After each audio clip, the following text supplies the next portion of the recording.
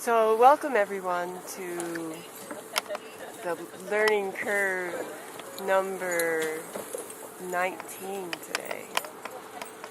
Well, we're really happy to be here. We're excited to be filming again and sharing another learning curve. The last 2 days learning curve was a real challenge, and it kind of felt wrong to have to miss a day, but we managed to make it up, and I think probably going forward we may run into that kind of thing again, seeing as we're farmers and these unexpected things happen.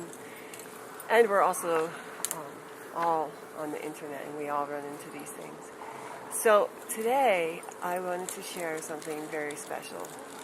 One of my heroines, actually, of my life. I have many, from tree conservationists like Wangari Maathai to, oh my goodness, so many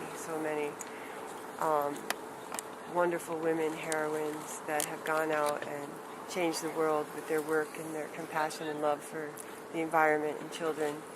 So I wanted to share today the story of one of my favorite ones. Her name was Mrs. Dorothy Brooke, and she was from England. And I'm going to read her story to you so while we film what goes on here on a regular afternoon. You know, this is a Thursday afternoon, regular day. Lots of kids around, there's driving, there's been work being done on the farm, wood being moved here and there, bales being brought out. So there's a lot of activity. So with that in the background and looking at our horses and what we've been able to do in saving their lives, I'm looking forward to sharing this amazing story of this woman who went to all great risks and lengths to save horses, and how comparatively more easy it is for us these days compared to what she had to confront in her time. So Dorothy Brooke, the name of the story is For Love of Horses.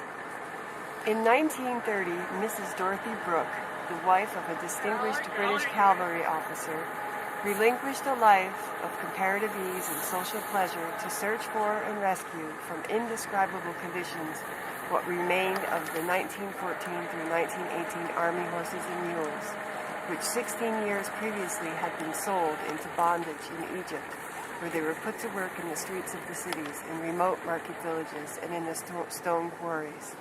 Always hungry and therefore weak, overloaded to a degree, lame, crippled, harness-galled, ill-shod, frequently blind, suffering intensely from perpetual thirst and extreme summer heat, and tormented by flies, these horses, though incredibly old, were still struggling along the streets and in the markets, and straining under the whip to move the stone carts in the quarries, when Mrs. Brooke arrived in Egypt with her husband. The following excerpts are from the book For the Love of Horses, Diaries of Mrs. Jeffrey Brooke. Although 16 years had passed between the sale of the Army war horses and her husband's appointment as brigadier commanding the cavalry brigade in Egypt in 1930, the fate of these horses had always haunted Mrs. Brooke. She hated to remember but could not forget. And one of the first things she realized upon hearing of her husband's appointment to Egypt was the dreadful certainty that she must use this opportunity to try and discover if any of these poor war horses were still alive. Once arrived in Egypt, she established the Old War Horse Fund, which gathered donations to purchase old war horses from the Egyptian owners. Once purchased, the horses were either boarded at the SPCA hospital or put down and put out of their misery. Thursday became buying days, and here she describes what it was like to bring the horses to the hospital. Although in that climate, and after enforced waiting, the poor old darlings' first attack on water was anything but leisurely. Once having quenched their initial thirst, they loved to stand by the trough, dipping their old noses into the water and sipping comfortably. Feeding is less of a business. Here are large quantities of fresh lucerne daily, stacks of bedding and bins of bran.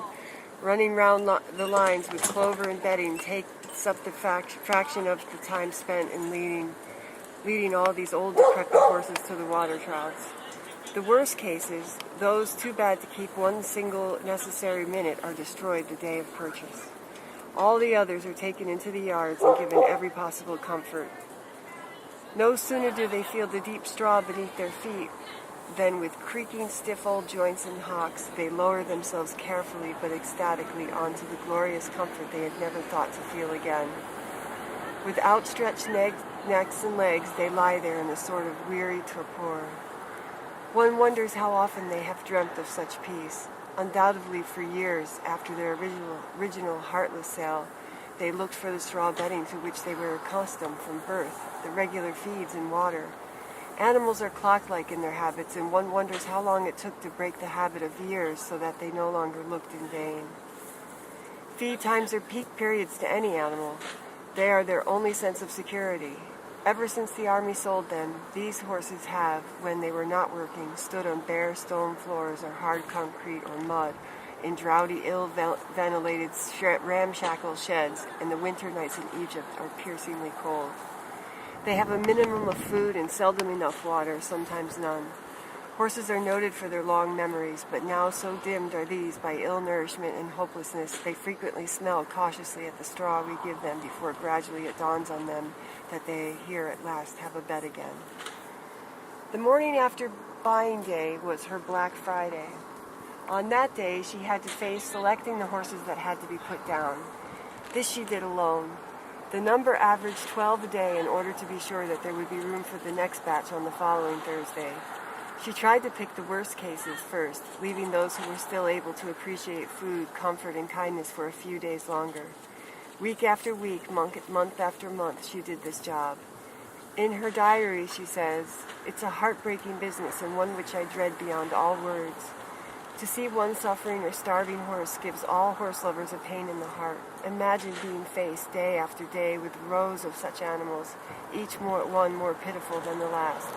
And in so many cases one can sense the remnant of a gallant spirit and a nervous anxiety as to what fate might yet befall them. So accustomed are they now to the endless demands of their owners, they nervously prick an ear or roll an anxious eye when I approach, which adds immeasurably to my own misery when I simply have to order the hospital worker to lead this one or that one to the distant shed to be put down. If only a green English field would miraculously appear outside the blistery, dusty yard, a field with shady trees and a brook running through it, what heaven it would be. If only I could say to the Sikh, my fellow executioner, lead them into that field, let them lie down and roll to their heart's content. Let them crop the sweet grass and drink the cool running waters. If I could have said that and left them there for even a week, I would not have minded quite so much.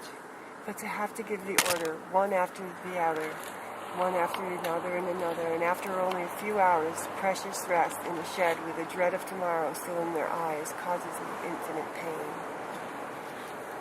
Every Thursday for 9 months of the year, for 4 years, Dorothy Brooke, as she was known, sat in the slum street, which was since become known as the Street of the English Lady, with the other members of the buying committee watching the sad procession of old crocks passing before them. One or two of the committee begged not to be asked to come unless urgently needed. They could not stand it. But Dorothy Brooke did not miss a single Thursday. That day was undeniably written on her heart. To sustain herself, she used occasionally to cross the road and enter the stables where animals already ransomed were stretched out on the straw. The look on those horses' faces gave her the strength to return to the committee table and to resume the work. After one such afternoon, she wrote this following entry in her diary. On that afternoon, I left the committee table and wandered into the stables for the pure joy it gave me to watch the old horses' faces. Long years ago, they had given up all hope of enough food or water, or of a kind word, or any chance at all of evading the ceaseless round of everlasting work accompanied by the blows of their owner's sticks. They've shambled behind the executioner with drooping heads and sunken eyes.